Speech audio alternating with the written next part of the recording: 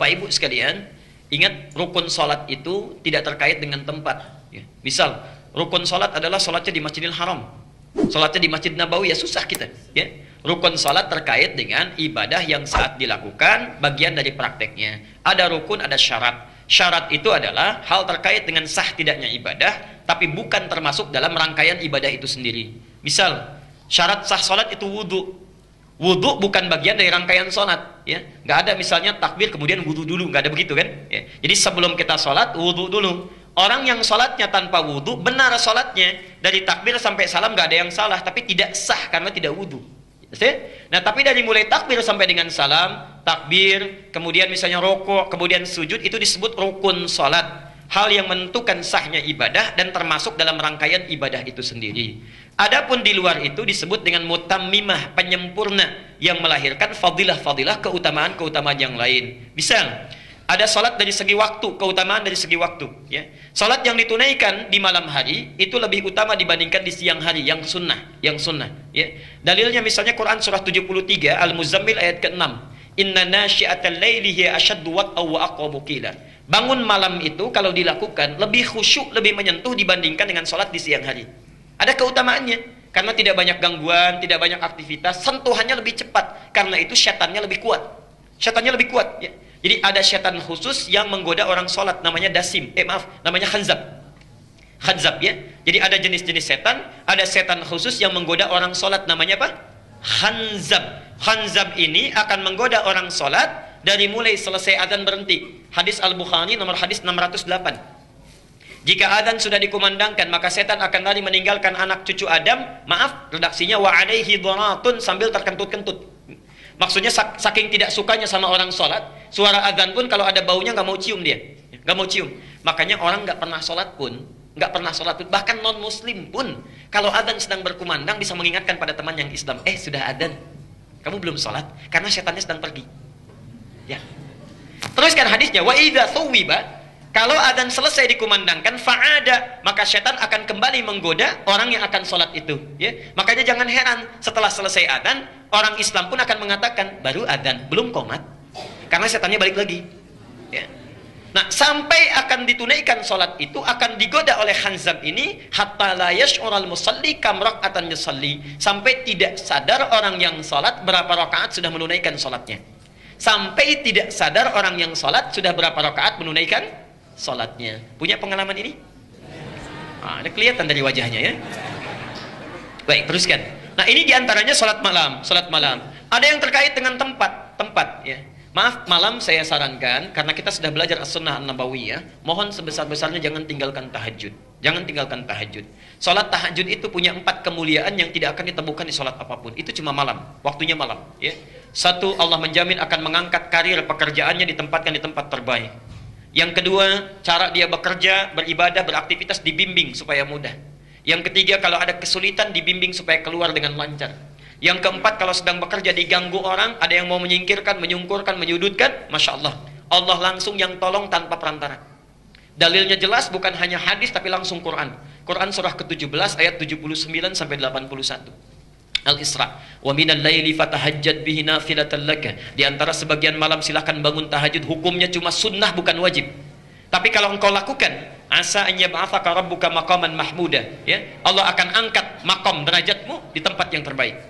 Quran surah 17 ayat 79 sampai 81. Wa qur rabbi adkhilni mudkhala sidqin. Akan dibimbing awal pekerjaannya di tempat yang benar, terbaik. Wa akhrijni mukhrajas sidqin, dikeluarkan dengan cara terbaik kalau ada kesulitan. Waj'al li min ladunka sultanan nasira. Masyaallah, kalau diganggu orang langsung ditolong dalam kebaikan. Itu dari segi fadilah waktu. Dari segi tempat ada keutamaan. Misal, sholat di rumah dengan di masjid beda keutamaannya. Masjid melahirkan pahala 25 kali dibandingkan tempat biasa. Jadi kalau bapak misalnya, tetangga masjid memilih sholat di rumah, itu sudah kehilangan 25 kebaikan. 25 itu kata Nabi, jarak 1 ke 2, 2 ke 3, 3 ke 4, masing-masing 500 tahun. Di 1 ke 2 500 tahun, 2 ke 3 500 tahun, 3 ke 4 500 tahun, sampai ke 25.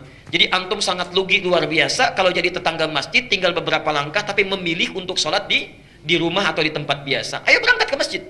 Saking sayangnya kepada kita Allah, sampai langsung masjidnya ditetapkan di samping rumahnya. Masih nggak mau berangkat juga, Masya Allah. Karena itu Nabi saking kesalnya dikecam itu, dikecam. Lebih baik dibakar saja karena rumahnya. Ya. Abu Bakar pernah memberikan fatwa itu.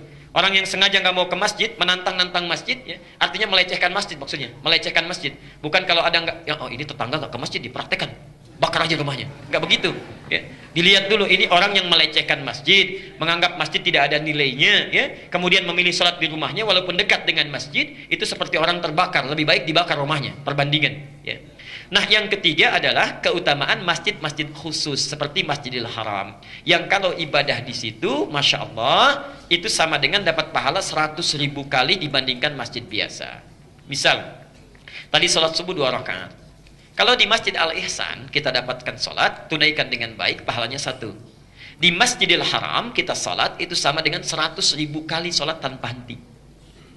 Saya mau tanya, bisa nggak konsisten selama seminggu salat subuhnya di masjid terus? Selama seminggu? Bisa? Sebulan? Belum tentu. Belum tentu. Mungkin sakit, mungkin ada halangan, mungkin ada dinas macam-macam, mungkin di perjalanan, belum tentu. Belum tentu. Walaupun kita akan berangkat, belum tentu kondisinya memungkinkan. Masya Allah, orang yang sholat sekali di Masjidil Haram dan berjamaah dia, maka pahalanya seperti 100.000 kali sholat, 100.000 hari sholat subuh tanpa henti. Tanpa henti. Berapa tahun itu? Tidak putus-putus. Itu keutamaannya. Nah, karena itu bagi Anda yang sudah dekat dengan Masjidil Haram, Masjid Nabawi 1000 kali. Kalau sudah dekat, jangan memilih di hotel atau area yang tidak masuk dalam Masjidil Haram. Seringkali menipu itu, ya. Walaupun yang menipu itu kadang-kadang kelihatannya nyaman, nikmat. Baru keluar hotel, aduh Masya Allah ya, kalau saya hotelnya di Zam-Zam, sholatnya mudah lagi. Begitu keluar langsung ada garis merahnya, safnya langsung Masjidil Haram. Padahal itu bukan saf masjid. Keluar Masjidil Haram, maaf, keluar Zam-Zam, di bawah kan suka ada ya, di area mall itu. Kemudian ada garisnya, merah sudah dibuat, saf, itu bukan saf masjid. Kalau tidak bersambung dengan saf yang di depan, tidak masuk safnya. Ayo tinggal beberapa langkah. Jadi kalau ada orang umrah, orang haji, sholatnya kemudian tetap di mall, apalagi memilih di hotel, nggak ke masjid, itu sama nilainya dengan orang yang sholat di Al-Ihsan. Ya. Kecuali ada keadaan darurat yang sifatnya memang menjadikan tidak bisa ke masjid. Seperti tadi yang disampaikan, istri sakit, keadaan tidak bisa ke masjid, yang kalau ditinggal ke masjid perasaan tidak tentram, khawatir terjadi apa-apa, kalau ke masjid pun jadi madarat, diminta untuk istirahat. Bagaimana yang terbaik? Yang terbaik adalah memilih menemani istri di situ, tunaikan sholat berjamaah, pahalanya ada, dan tanamkan pada jiwa kita, ya Allah, berkeinginan kami ini untuk pergi ke Masjidil Haram. Tekad kami kuat sampai datang ke sini. Namun keadaan memaksa kami untuk keadaan seperti ini. Kalau tidak engkau tetapkan juga tidak mungkin terjadi seperti ini. Kalau sudah ada keinginan seperti ini juga belum engkau berikan pahalanya, dengan cara apa lagi hamba bisa bermunajat kepadamu?